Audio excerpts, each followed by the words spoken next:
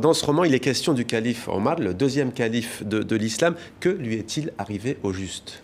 C'est loin d'être un roman, hélas. J'aurais aimé que ce soit un roman, c'est la réalité. C'est ce qui est arrivé au deuxième calife, bien guidé, Omar ibn al-Khattab, assassiné pendant qu'il priait à la mosquée de Médine.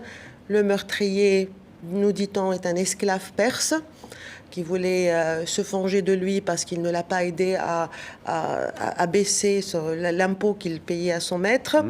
Donc une raison toute triviale.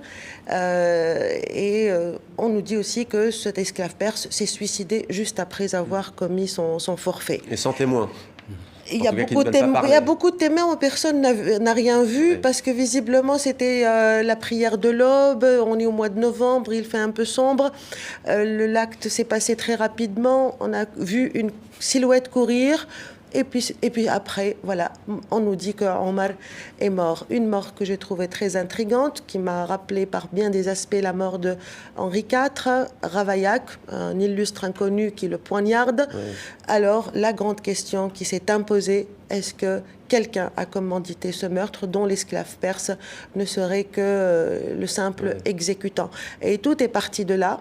Donc, et là, je n'ai même pas eu besoin de fictionnaliser les choses, puisque les sources de la tradition musulmane sunnite, notamment, qui est très favorable au calife Omar, a laissé beaucoup d'indices qui encouragent qui nous mènent vers la piste très recevable du complot. On voit bien que vous ne voulez pas tout dire forcément, il faut lire votre récit historique. Alors vous continuez, vous l'avez dit, de confronter les diverses sources de tradition musulmane pour reconstituer les faits autour de cet assassinat. Vous avez forcément un début de réponse, mais la question qu'on a envie de savoir, c'est quelle est la démarche en fait? C'est que vous vous dites pourquoi près de 14 siècles après, on ne sait pas, c'est ça? On le sait, mais la réponse n'est pas satisfaisante. Oui. La réponse officielle, la version officielle des faits n'est pas satisfaisante. Exactement comme quand on parle de l'assassinat de Kennedy, Lee Harvey Oswald, assassiné lui aussi dans la foulée, juste après la victime. Ça ne donne pas de satisfaction, surtout que le poids du personnage on ne peut pas accepter qu'un personnage aussi important sa mort soit comme un fait divers, comme s'il était mort dans un accident de voiture. D'autant plus que vous dites le jour où l'islam a basculé. Donc voilà, il va y avoir un basculement et même un tournant décisif dans l'histoire de l'islam. Je ne vais pas en dire plus parce que le crime a profité à beaucoup de gens. Et je suis allée regarder de ceux à qui le crime a profité. Et j'ai pu reconstituer vraiment le crime. Et je pense avoir proposé dans mon livre une version, non pas, bien sûr, la vérité absolue n'existe pas, évidemment, mais je pense une piste qui peut être convaincante. Mais pourquoi c'est intéressant selon vous pour l'islam d'aujourd'hui? Est-ce que ça a laissé des empreintes? Est-ce que l'islam a pris une autre direction? Oui, bien sûr, parce qu'il faut dire, là c'est un rappel de faits historiques, je ne révèle aucun secret, c'est que juste après la mort de Omar, c'est les Omeyyades qui prennent le pouvoir. On a l'habitude de dire que l'empire omeyyade est né à Damas avec le califat de Muawiyah, mais on oublie souvent de dire que le troisième calife Othman qui a succédé à Omar est un Omeyyade.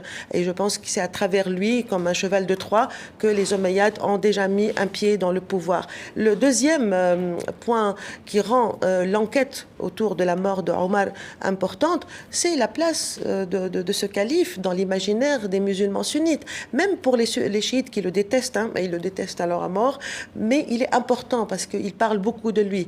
Donc même s'il est diabolisé, il reconnaît son importance. Donc c'est un homme c'est pas n'importe quel calife, c'est sans doute, à mon avis, pour les sunnites, le deuxième personnage le plus important après le prophète. Il a joué un rôle fondateur, 10 ans de règne, il établit le calendrier hégérien qui est toujours en vigueur dans le monde musulman, l'expansion géographique sensationnelle, prodigieuse que l'Empire musulman a connue sous son règne, l'entrée à Jérusalem. la conquête de l'Égypte.